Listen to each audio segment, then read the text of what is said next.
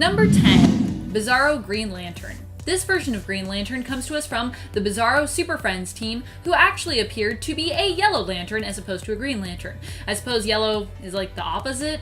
Due to his inverted morals, this alternate Green Lantern ended up helping to cause more grief for the Super Friends, while actually trying to work alongside and kind of help the team, because, you know, BIZARRO. Fortunately, the Super Friends were able to trick the BIZARRO Super Friends into actually being helpful, and after they were celebrated by the citizens they'd helped save for their efforts, they decided to leave, returning to BIZARRO World from whence they came. Celebrating is, after all, not really considered good to a BIZARRO alternate. It is not fun. It's like spitting in someone's face when you say thank you to a BIZARRO hero. Villain? Hero villain? What do we call them? BIZARRO hero? They're trying to be heroes. Number 9. DCAU John Stewart. This version of John is not so scary in terms of what he looks like or his alignment, but is more scary in the sense of what he has been through. John Stewart in the Justice League animated series found himself wrongfully accused of destroying an entire planet, Ajuris 4, and its populace. He fell in love with Hawkgirl, only to be betrayed and backstabbed by her, and then later discovered his own future, where he and Hawkgirl would end up becoming the parents of WARHAWK. All of this is pretty scary stuff if you put yourself in John's shoes. Though really one of the scariest things is that first point, him wrongfully being accused of genocide. Fortunately, he had his friends on the Justice League there fighting to prove his innocence, even if he was ready to accept the guilt and give up his life to take the death penalty. Number 8. New Order John Stewart. The comic Nightwing The New Order explores the future world of year 2040, where Nightwing worked to eliminate all the world's superpowers and succeeded in removing 90% of them. As such, only a few heroes remain and are even legally allowed to have powers. One of the few is Green Lantern John Stewart, who now works for the government. I don't know about you, but I always feel like government-regulated superheroes are kind of scary and kind of a bad idea. I don't know if anyone should actually be allowed to wield the power of a super, save for the person who has themselves that power, and therefore, in theory, should best understand them and how to use them. But then I guess we have supervillains, so I don't know. Who should decide who wields power? Number 7. Yellow Lantern. So after we got a childlike look at what a BIZARRO version of John Stewart would be like, we got a more grown-up and established version of a BIZARRO Green Lantern, often referred to as just that, or as Yellow Lantern, with one of his more recent appearances being in the 2018 Justice League Volume Issue 26. Yellow Lantern, or BIZARRO Green Lantern as he is sometimes known, is a member of the Unjustice League of Un-America. In Issue 26, this version of Green Lantern only makes a brief appearance, standing with the other not heroes, other villains, belonging to Earth 29 in the Hall of Heroes. I gotta work on my BIZARRO speak. What do we call them? Not heroes? I am not hero? I don't know. But you can rest assured that I'm sure this alternate and his team will likely be back again at some point as foes of the Justice League, or as misunderstood allies. Number 6. Jade Nova. Jade Nova is Frankie Rayner and is part of the Amalgam universe. She appears to be part Green Lantern with the lantern symbols that adorn her and her ring, which she can use to make constructs, and part Fire, or Frankie Ray, with her ability to transform into green flames. Her name could allude to a combination of Frankie Ray and Kyle Rayner, though some think she could also be inspired by or be some combination of Alan Scott's and Thorne's daughter, Jade. The part of her that is Marvel inherited could be that she is considered a mutant in the Marvel world. Jade Nova was a prisoner of Mephistopheles until she was freed by Dr. Strangefate, who she then became indebted to. Number 5. White Lantern. This White Lantern is Kyle Rayner, and you might be thinking, but wait a minute. Aren't White Lanterns normally the best of the best? Or at least supposed to be that? How could this be scary? Well, this version of Kyle Rayner comes to us from Green Lantern New Guardians Future's End, and is driven insane after being imbued with the life equation. Rayner becomes obsessed with fixing the universe, making it pure, by forcing everyone to be obedient followers of the White Light. He killed most of the Templar Guardians and Carol Ferris, but in the end realized that he had actually lost his mind and decided to just go away and become one with the Source, finding a successor for his White Lantern ring before he passed on. Sometimes you just gotta realize when you're being crazy. Be like, maybe it's time for me to go back to the source and just chill. Number 4, DC Legends Kyle Rayner.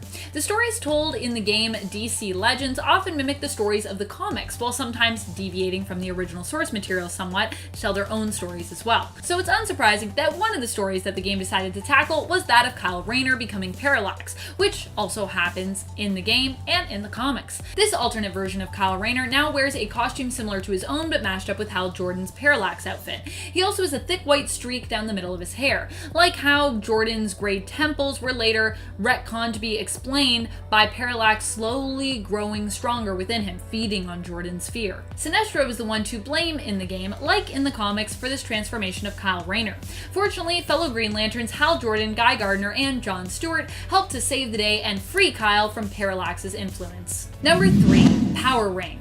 Power Ring is the alternate version of Green Lantern belonging to the Antimatter Universe's Crime Syndicate of America. We don't know his true identity, but being that he pretty much uses his power ring for whatever he wants as opposed to any sort of just or emotional cause, he just goes by the name Power Ring. Within Power Ring's Power Ring is the being known as the First Lantern, Volthoom. Volthoom often talks to Power Ring, which Power Ring finds useful, but annoying. He can use the ring to create all kinds of ridiculous constructs. Number 2, Quaman. What could be scarier than the Antimatter Universe? That's where this alternate Green Lantern is said to hail from as well, being the antimatter version of Hal Jordan. The Quaman is also known as the Dread Emissary of the Reversoverse, the Mad Lantern, and Weaponeer 666. Abin Sur of Earth 20 is the one who somehow accidentally allowed them to enter into the current reality in the series, the Green Lantern. This being is just terrifying to look at and is certainly a very vilified version of Earth Zero's Hal Jordan. Not someone I want to mess with or run into in a dark alley. Number 1, the Ring of Evil and Nazi Lanterns. This tale comes to us from the Elseworlds, so yeah, you know, it's out there. In the 1990s Green Lantern series, in annual issue number 3, we find a world where Nazis are in control and created a power ring of evil that appears to contain a demon. In this reality, John Stewart fights as part of the Green Arrow's rebellion, aiming to become a Green Arrow, which in this reality is kinda like the main continuity Green Lantern, but with arrows instead.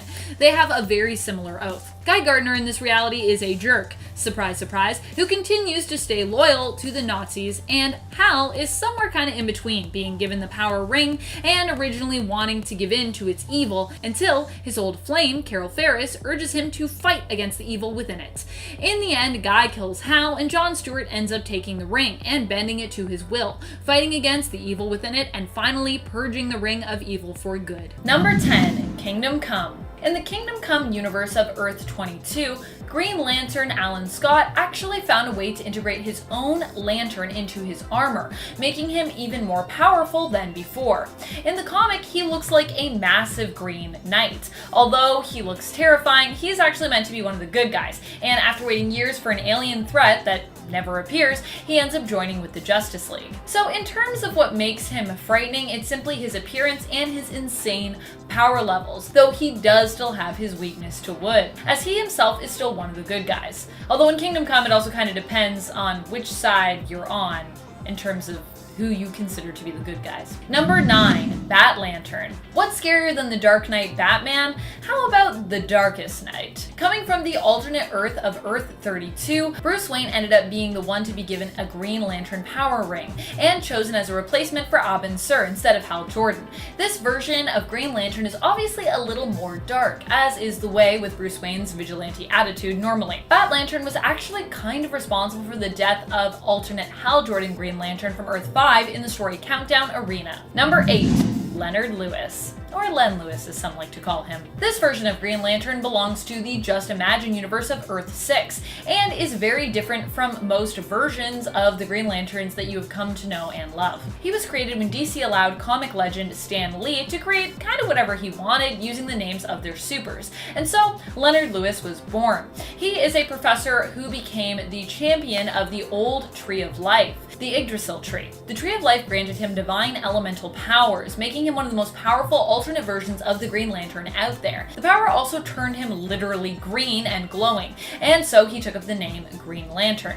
Leonard Lewis's story is mostly scary due to the fact that he quickly had to adjust to being a superhero, and due to the fact that his power levels and appearance just make him seem frightening, unlike a Superman or like Dr. Manhattan kind of vibe there, in my opinion. Number 7, Flashpoint. This reality is terrifying in the sense that the title of Green Lantern for Earth seems to perish with ABIN Sur. Although he does manage to actually run into Hal in this reality, the government ends up confiscating ABIN Sur's power ring before Hal can get his hands on it, and Hal himself ends up getting sent on a mission to stop the fighting between Atlantis and Themyscira with a nuclear strike. He ends up dying in battle when his bomb fails to detonate.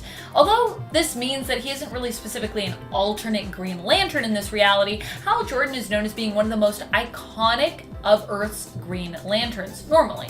A reality where this doesn't end up happening just seems really bleak. Not surprising though, considering that this was also the reality where we got Martha Wayne's Joker from. Number 6, Lara. Lara is actually from the main continuity, where she was a Green Lantern herself, but not one belonging to Earth. She is an alien from the planet Jade. She took over for her father, who had originally been the Green Lantern for Space Sector 1112. However, she was expelled from the Green Lanterns and went on to become a frightening Red Lantern, and then after that an undead Black Lantern. Lara herself was expelled from the Green Lanterns after she went rogue and killed AMON, the Yellow Lantern and evil son of ABIN Sur, instead of taking him into custody after he surrendered to her, which is what she was supposed to do.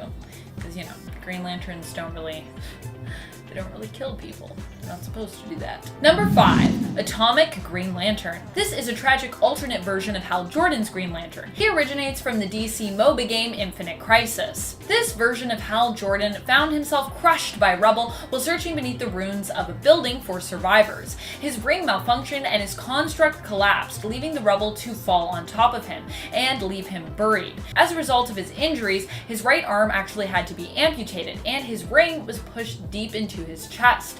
His ring combined with a radioactive isotope allowed him to access some of his powers once more, creating a monstrous and giant green construct arm to replace the one that he'd lost. And since that change, he's also able to blast others with radiation damage, because radioactive isotopes. Number 4, Justice League 3000. In this reality, Hal Jordan comes back as an imperfect clone created by Ariel Masters and the Wonder Twins in the 31st century. The Justice League in this story was brought back through a cloning process that involved volunteers basically giving up their lives to become merged, or really having their consciousness replaced by the DNA of old school heroes. Hal Jordan himself, as such, comes back as a version of himself who no longer needs or has his power ring, but who is also not really completely the Green Lantern, but a combination of Green Lantern and Spectre. He looks super cool, but he also looks super creepy. Like, if you were in an alley at night and you were in trouble and he showed up, you wouldn't sure if you were being saved or if you're in more danger. Number 3, Dawnbreaker. Another story featuring Bruce Wayne, but of the dark Earth 32. It tells the story of how he was somewhat kind of wrongfully given a Green Lantern ring, and seeks to use it to simply avenge his parents' death by murdering Joe Chill. Kind of not what Green Lantern rings are for. When the ring wouldn't let him do so, Bruce used sheer willpower to override its intentions, bending the will of the ring to his own, and successfully killing Joe Chill when he was using it. He even tries to use the ring to resurrect his parents, but he can't successfully do so. Ring doesn't really work like that. He goes on to become a vigilante who kills any criminals he comes across in Gotham. It sounds to me like this version of Bat Lantern, known as Dawnbreaker from the Dark Multiverse, might actually have been better suited to a Black Lantern ring. If he were dead though, I guess. Maybe even a Red Lantern ring or a yellow Lantern ring. Number 2, Green Lanterns of the Dark Multiverse. It feels weird to have 2 spots taken up by different versions of Batman under the Green Lantern mantle. But what can I say? Batman makes a pretty terrifying alternate of any superhero mantle that he chooses to take up, because Batman himself is, he's pretty scary. But I thought that you also might be wondering, what the usual Green Lanterns were up to in the alternate Dark Earths that belong to the Dark Multiverse. Like those that belonged to Dark Earth 32. And the answer is pretty scary because, well, they're pretty much, so far, all dead. The dead. On Earth 44, Hal Jordan finds himself killed by Batman's Alfred Protocol AI, who eventually also merges with Batman itself, turning him into a murderer. And the alternate Green Lanterns of the Dark Multiverse's Earth 32 also find themselves killed by Bruce as Dawnbreaker. The dead. Is there anything scarier than being dead? I guess if you're not afraid of death, then it's not scary, but you know, most people are, I think. Number 1, Injustice, Hal Jordan. In the alternate universe housing both the games and the comics for Injustice Gods Among Us, this alternate Green Lantern, Hal Jordan, turns a Parallax rivaling level of dark. He ends up allying himself with a fascist Superman who seeks to take control over Earth in order to protect it, after kinda going crazy following the death of Lois and their unborn child, as well as the destruction of Metropolis. This alternate version of Hal ends up trading his Green Lantern ring for a Yellow Lantern ring.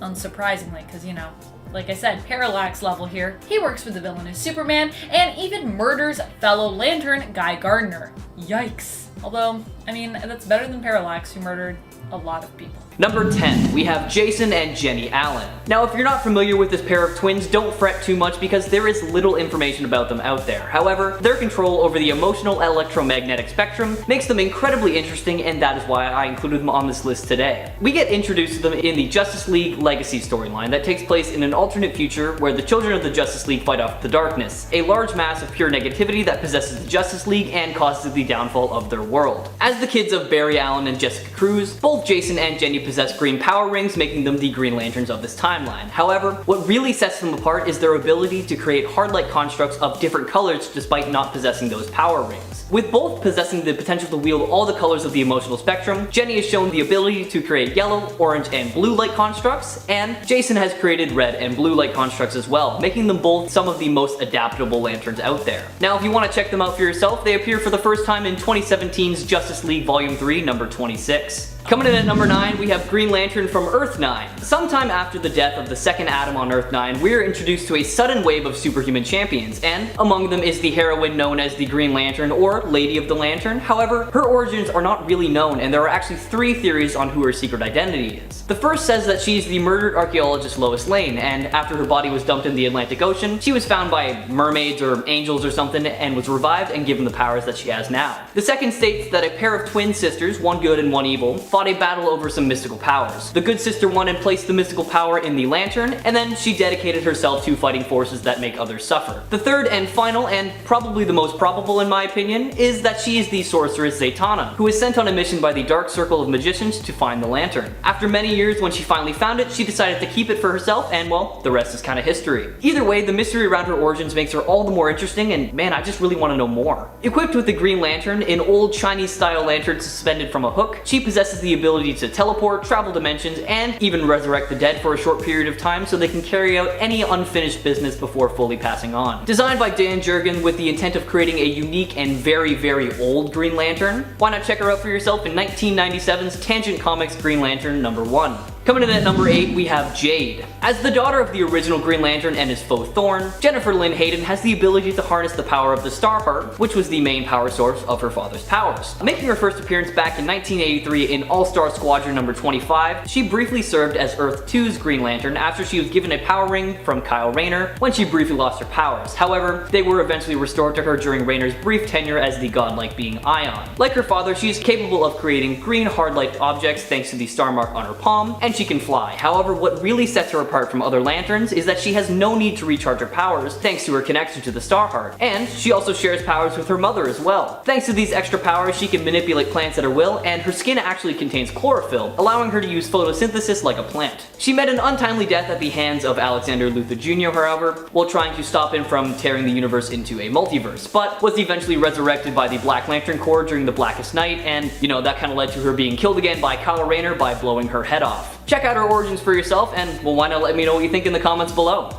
Number 7, Harold Jordan, aka the Power Ring. Hailing from Earth 3, a universe where the morality of most heroes and villains are flipped, we have Harold Jordan, a feeble and cowardly man who worked as a janitor at Ferris Aircraft. Wielding the Ring of Volthoom, a ring that feeds off his fear and panic instead of willpower, Harold was an incredibly powerful crime lord and a member of the crime syndicate. Giving him powers similar to all other lanterns, he had the ability to create hard-like constructs. However, there was one major drawback that he realized during his time with the syndicate. He realized that although the ring was giving him the power he had always dreamed of, it was slowly killing him, and he could never summon the courage or will to remove it himself thanks to his cowardice nature. During a fight with the Injustice League, Harold is finally freed from the ring. However, it did cost him his life as he had his arm ripped clean off his body by Sinestro. Although he physically died, his consciousness was actually transferred to the Green Realm, a world made completely out of concentrated fear, and he still lives on to this day, holding on to the hope that his world can one day be saved. Making his first appearance in 2013's Justice League Volume 2 number 23 as part of the New 52 DC Universe, why not give his story a read for yourself?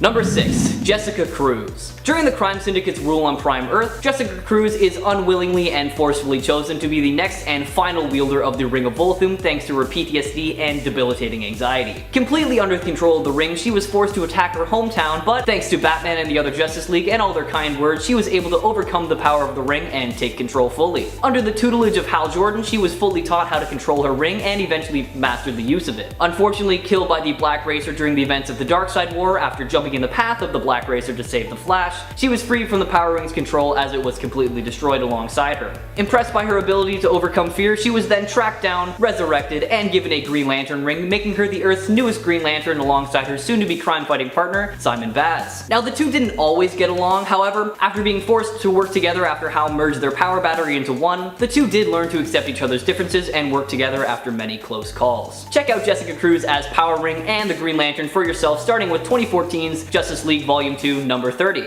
Coming in at number 5, we have Simon Baz. Mentioned briefly just a little bit ago, let's talk about the former street racer and car thief turned Green Lantern. After the horrible event that occurred at the World Trade Center, Simon and his family found themselves under extreme suspicion due to the color of their skin, leading him to be, bullied for most of his life. Despite these hardships, Simon was able to finish all of his schooling and eventually became an engineer. However, he was fired thanks to a financial crisis, and desperate for money, he turned to the streets and started street racing. One night, he accidentally stole a van full of explosives and a high-speed chase ensued, ending in his arrest due to him being a suspected member in an unrelated attack. Even though Simon pleaded he was innocent, everything he said was ignored, but his will was strong enough to summon a Green Lantern ring, albeit, a defective one, to help him break out of jail. Now possessing the powers of the Green Lantern, Simon was able to track down the true owner of the van and bring him to justice with the help of Agent Fed. Now, as I mentioned earlier, Simon eventually teams up with Jessica CRUZ to help keep the Earth safe from any danger that comes his way. But one thing that really sets Simon apart from the other Lanterns is he actually possesses two incredibly rare abilities that few Green Lanterns have.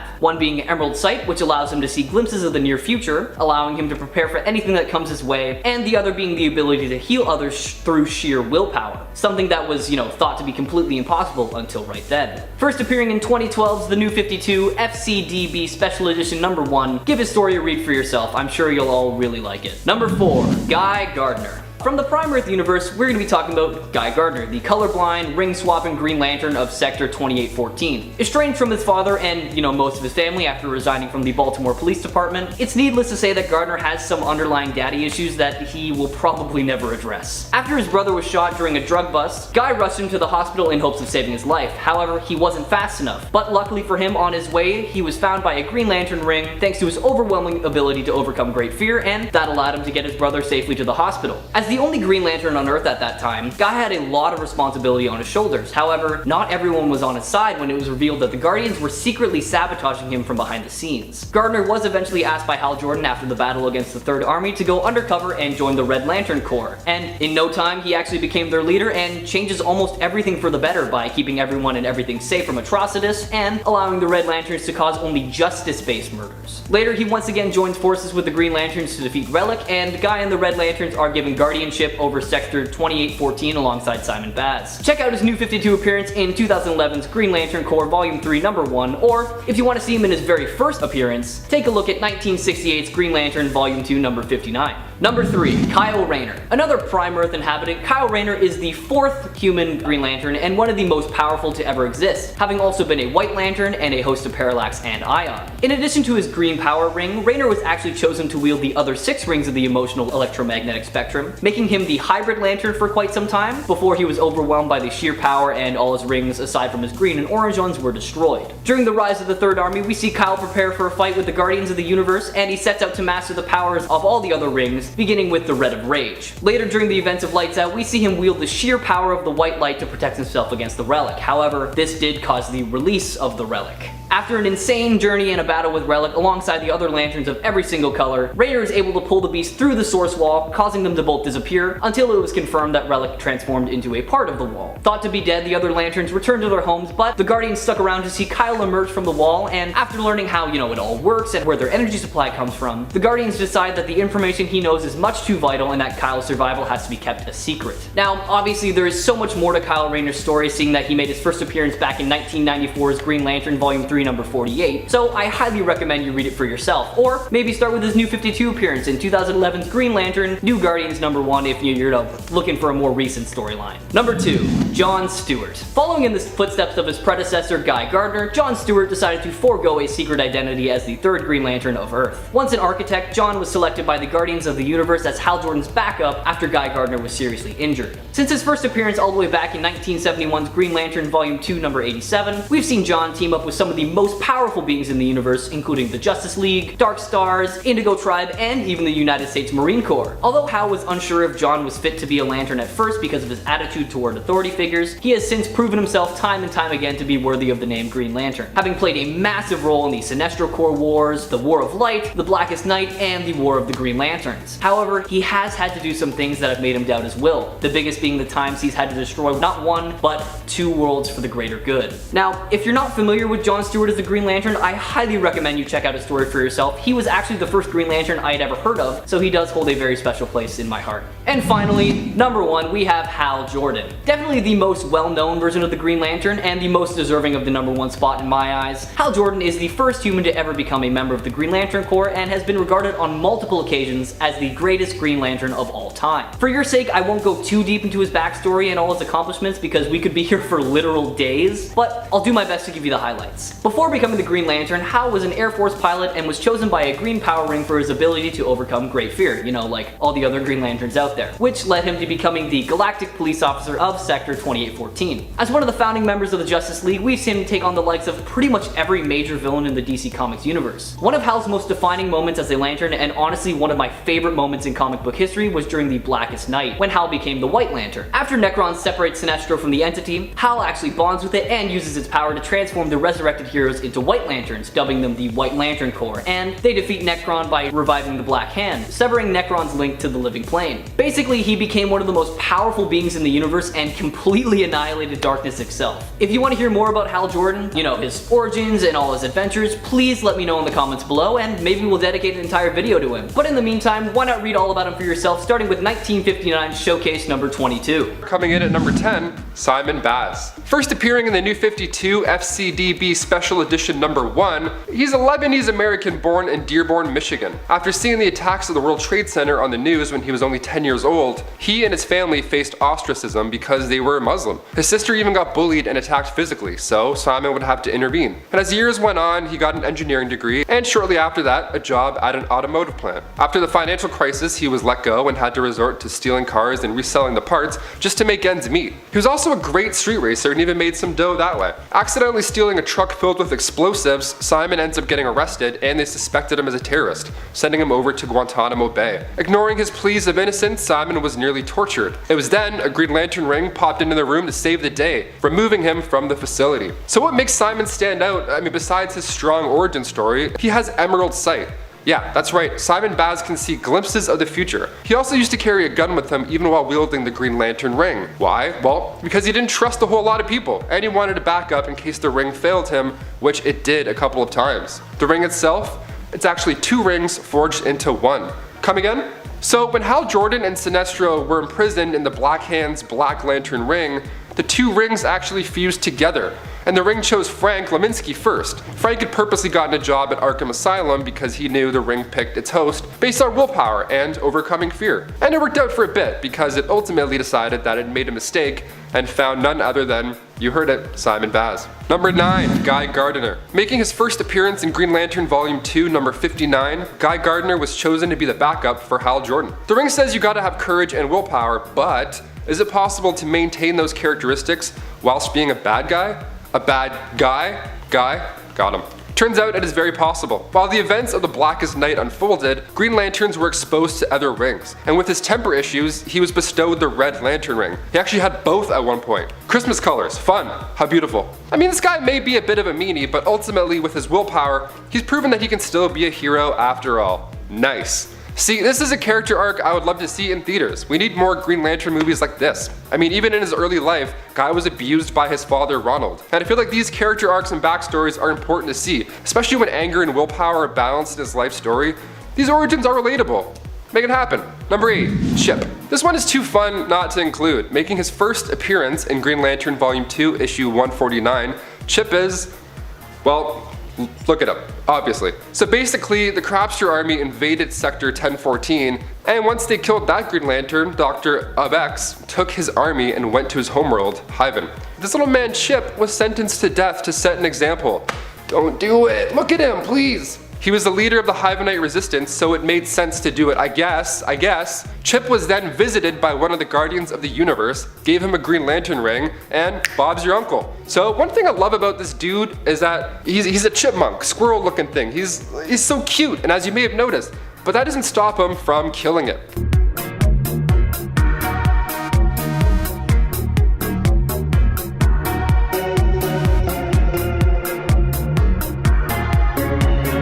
Yeah, he just rocked Hal Jordan. I'm a fan of Chip.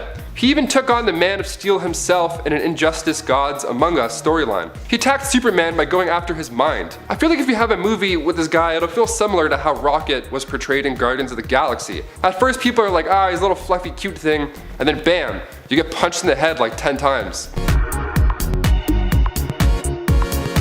Number 7, Salak. Who's next on our list? None other than Chip's best friend. Salak is this cool looking 4-armed alien Green Lantern from Sligia, one of them's right, who is a protector for the Book of Oa. He's quite tall, has pink skin and a beak-like mouth. Making his first debut in Green Lantern Volume 2, issue 149, Salak is actually second in command right behind the Guardians of the Universe. Nice. He's a veteran with his power ring, so he doesn't really rely on it until he absolutely needs it. He's a pessimist and he's kind of a loner. I mean, aren't we all at some point? Come on. His importance doesn't go unnoticed. Being the protocol officer of the Corps, he plans missions and answers to none other than the Guardians of the Universe. It's kind of cool having your boss the Guardians of the Universe. Nice. And as I said earlier, his best friend is Chip. So once Salak was too late stopping the execution of Sinestro, so the Oa battery ended up being destroyed, making his ring inoperable. So he headed to Hyven to reunite with Chip, whose ring was one of the few that still worked.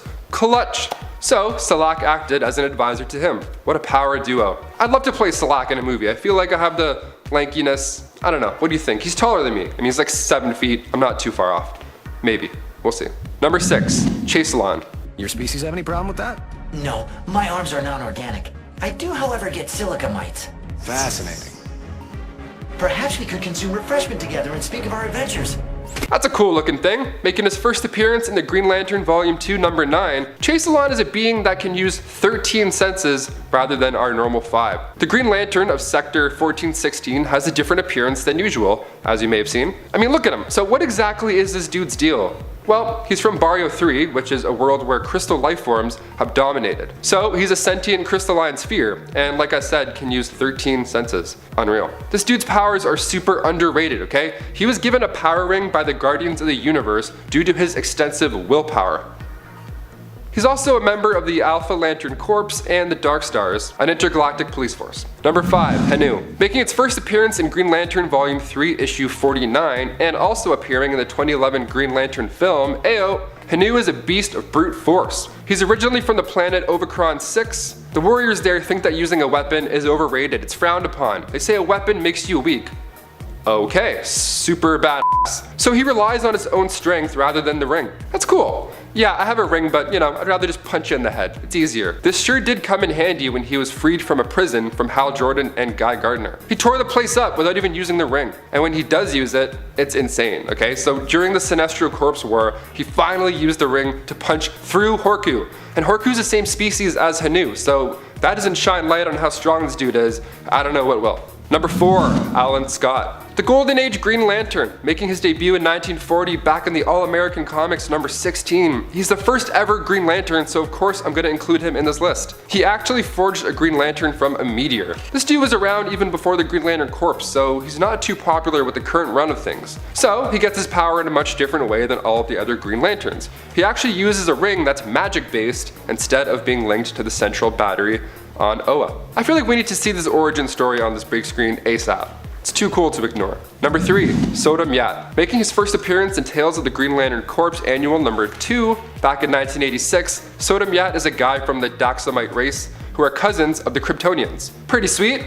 Daxamites have similar powers to Kryptonians, but instead of being vulnerable to kryptonite, they're vulnerable to lead. Just basic lead. So if you're gonna take some notes around SODAM, make sure you hide it or else you might kill him. So this guy's loaded. He's basically a god, but no lead. Kind of like no capes, no lead.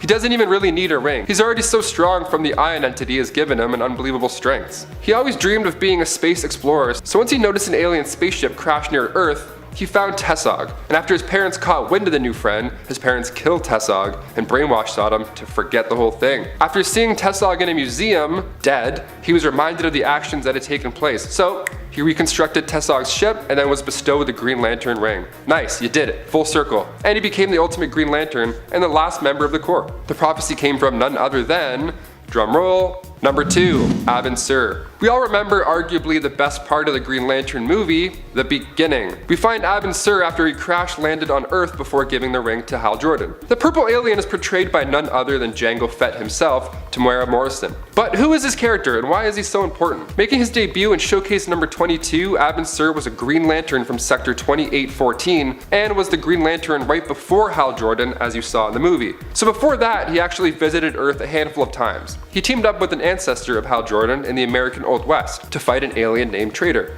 Solid name, very fitting. So why is he flying a spaceship if he has the ring? Well, he was told by the prophecy that his ring would eventually fail him. So he loaded his spaceship up with weapons for when the frightful day comes. And after being attacked by Sinestro and crash landing on Earth, he chose Hal Jordan to bear the ring as he was closer to his location than Guy Gardner.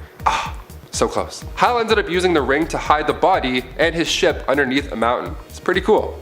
And finally, number 1, Nort. Making his first debut back in 1988 in Justice League International, this cool looking member of the Green Lantern Corps and later on Justice League Antarctica might be my personal favorite. He's a funny little quirky dude. He reminds me of, I don't know, me maybe? Who knows? He's this quirky underdog, literally. Look at him, he's a dog. He instantly reminded me of Peppy Hare from Star Fox, just like this wise looking dude. He's actually disliked by other heroes and is often looked upon as the loser despite how incompetent he may be. Okay, maybe I don't relate to this guy as much as I thought. Or do I? He can't even read a map. So I mean, come on dude, you gotta figure it out. He tries his best though, he's brave and he's super honorable. I feel like a character such as himself would be great to see in live action. I mean, I'm sure there's a lot of people who would relate. He kinda reminds me of Dustin from Stranger Things, the way he wants to help, and he has his moments where he genuinely kicks some ass. Nort's uncle, Newt, pushed him through the Green Lantern training, so he's more than capable when the opportunity arises to do so. Number 10, AMON Sur. Son of, you guessed it, ABIN Sur. He grew up to become the person in charge of the Black Circle crime syndicate, and he decided that was how he would get back at his father for choosing the Green Lantern Corps and abandoning him. But luckily, Kyle Rayner and a second generation guardian of the universe named Lyanna stopped his evil doings. I mean, I don't blame the guy. He grew up with hatred in his bones. I mean, it's not just gonna go away one day. So he ended up hashing it out with Hal Jordan after Hal had returned from Parallax's influence. So Hal thankfully defeated the troubled youth, but Amon was actually given a duplicate of Sinestro's ring from the Guardians. And then, poof, he vanished. So Hal brought back the body of AMON to bury, and after he left, there was a yellow light in the sky, and it's presumed that that yellow light was him coming back to visit his father's grave. How sweet. So during the Sinestro Corps War, the Book of Oa was rewritten. So now Green Lantern Corps officers can actually use deadly force. So in one story, he fled Space Sector 2814 and he wanted no part of that, right? So a group of the Lost Lanterns went to the planet Varva and found out that recently AMON had killed the civilians. So Green Lantern Lyra used her ring and these new rules and got even with him. So he's not a nice guy in more than one issue. And before we move on to number 9, if you guys could go ahead and toss us a like on this video, that would be the best because it goes a long way for us here at the studio. You guys rock. Now back to some more Children of Lanterns. Number 9, Sarko. Savior of the Sinestro Corps, making his first appearance in Hal Jordan in the Green Lantern Corps, issue 19. Sarko is the son of Zoranik Natu and Kyle Rayner at some point in the future. See, in the time he's born, he's the last advocate of the yellow light of fear, so only Green Lanterns remain. So his big plan was to go back in time and prevent the Sinestro Corps from ever being dissolved. Not a bad plan. You can catch him in action in Hal Jordan in the Green Lantern Corps Volume 1 from issues 19 to 23. You can pound it all out in one day. Super good. Number 8, Orisha Rab. Age is just a number, right? I mean, we can always use willpower to speed things up if need be. And that's exactly what our girl Orisha Rab did. She made her first comic book appearance in Tales of the Green Lantern Corps issue 1 back in 1981, and her father, Fentera Rab, was a Green Lantern before her. So at a young age, she hit the books, right? She wanted to be the best replacement for her father when that time came. And she read up on Hal Jordan and then boom, she of course had a huge crush on him, as we all would reading up about the young chap. But she was really young, like Hal would refer to her as little sister sometimes in the comics. She was 14 years old, so yeah, that was an immediate no-go. But she tried to argue that because of the difference of years and planets, she actually was 28 in comparison, but yeah, he didn't really buy into that. So she changed her outfit up, tried to get his attention, you know, doing the cool poses, trying to wave the hair back and forth, really playing it up, but nothing happened until her will to become older was so strong that the ring made it happen. Yeah, she magically aged, and the next thing you know, they're making out all around town. Comics, am I right? Number 7, Obsidian. Making his first appearance in All-Star Squadron issue number 25 back in 1983, Obsidian, aka Todd James Rice, is the son of Green Lantern Alan Scott and Thorn. He has a twin sister named Jade, who I'll get into in a little bit. We have a lot of twins on this list. His powers are quite unique. They were passed down to him from his father after he battled Ian Karkull and was exposed to the shadow energy. So now Obsidian can possess the power of shadows. So he taps into the dark energy of the Shadowlands and can even merge with his own shadow and make this 3-dimensional shadow being. God, Peter Pan would have a field day there. And here's my favorite part of Obsidian. He can link minds with his twin sister Jade. So he can also tap into your biggest fears by using your shadow. And then he gets into your head and then causes you emotional agony. So you don't want to get on his naughty list, that's for sure. Number 6, Jade. Of course, we gotta talk about her as well. The other twin, Jennifer Lynn Hayden, the twin sister of Todd, who is also quite the character with a different yet still very intimidating selection of powers. She made her first debut also in Star Squadron issue 25, and when she first reunited with her brother Todd, they both wanted to be like their father Alan Scott, so they tried to join the Justice Society but were rejected. But don't worry, because they joined other children of other members and made Infinity Inc. She got her powers from her father, right? And they were pretty obvious too that they were handed down. She could glow green, create these energy constructs, but she also inherited the power of plant manipulation from her mother. So she can affect gravity, light, radiation, heat. I mean, when it comes to super siblings, these two do not play around. Like I said, they can communicate through forms of telepathy, so you're outgunned and outplayed. Number 5, WARHAWK. First appearing in an episode of Batman Beyond, WARHAWK is the future son of John Stewart and, you guessed it, Hawkgirl. He works with the new Batman in the Justice League Unlimited. So Rex Stewart here is a cross between human and Thanagarian. So he has these abilities like flight and super speed, and this super son is not an easy feat, especially seeing those retractable claws in action. Oof. He's said to be quite stern and impulsive as well, so he's quite the character. And he actually didn't trust Batman at first. See, originally, Batman had been added to the group by Superman to help find out the reason Micron was ambushed, okay? There was a traitor amongst the group. That plus the idea that Batman was barely able to prevent an assault on Aquagirl, things were looking kind of fishy. WARHAWK was looking his way. So, WARHAWK decided to operate his armor through remote controls, figuring he was eventually going to be attacked by said traitor. So when he got a call about an incoming warhead, he told Batman to stay back, and then he handled it. And the real traitor happened to be a Starro-controlled Superman all along. See, it's not Batman, he's a nice guy, he's just mysterious and wears capes. Who doesn't? Number 4, Saranac Nadu. Making her first appearance in Green Lantern Corps Recharge, issue 1, Saranac Nadu was given a willpower ring from the Guardians of the Universe in order to protect Sector 1417. And she's an outstanding neurosurgeon. She actually was bestowed the ring right in the middle of an operation, like right in the middle of a shift, like it was happening right there, and then this thing popped up, which is just great timing. So her mother was Aaron Sur from Ungara, and she was the sister of ABIN Sur.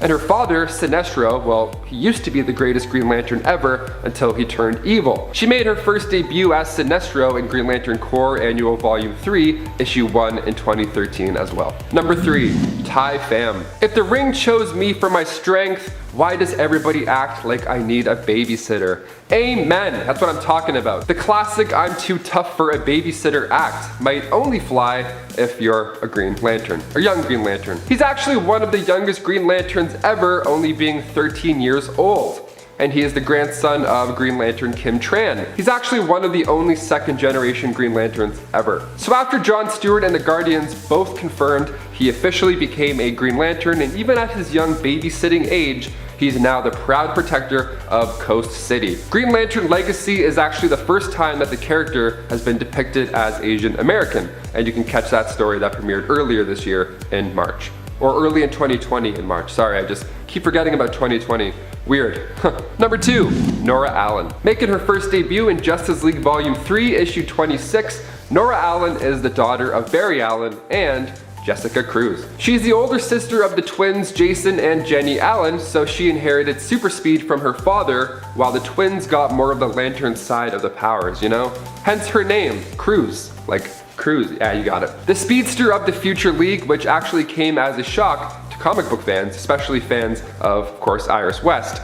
And when she was just a child, she would run alongside her father. They had a super fast super blast together. But after a superhero war with Sovereign killed many people, her parents included, she had to step up and was joined by Aquaman. So she joined the other children of the League and set out to save the day. All these kids are so inspiring. And finally, number 1, the twins. Jenny and Jason Allen, who I mentioned previously, are the twins of Jessica Cruz and Barry Allen. They wear clothing with the Green Lantern symbol. See, Jenny wears it as like a scarf material that's stitched onto the front, while Jason has the logo painted onto his jacket. So no tights this time around, which we're always okay with. They're a bit different than Barry's other twins, Dawn and Dawn. See, Jason commands the red light of rage and Jenny commands the yellow light of fear, which are the same colors used by their father, the whole red and yellow, so that's fun. So the painted Green Lantern symbol is just to pay homage to their mother, Jessica Cruz, who never actually accessed any other spectrums. So these passed down powers are actually quite a mystery. They also don't need to use a ring to create constructs either. They can just use their hands, like every cool magician. Well, more on that is explained in the Lightfall event, but Jason Allen once went toe-to-toe with an evil version of Aquaman from their future, and he was shown creating hard light constructs of red light, which is rage, and his sister used hard light constructs of yellow light, fear. And the best part of these two is that they can both potentially wield all of the colors of the lights of emotion. Notably, this one time the twins emitted a blue light while they were asleep in Jessica's apartment, which is just wild, and it's why I had to throw them on number 1. We love interesting twins here.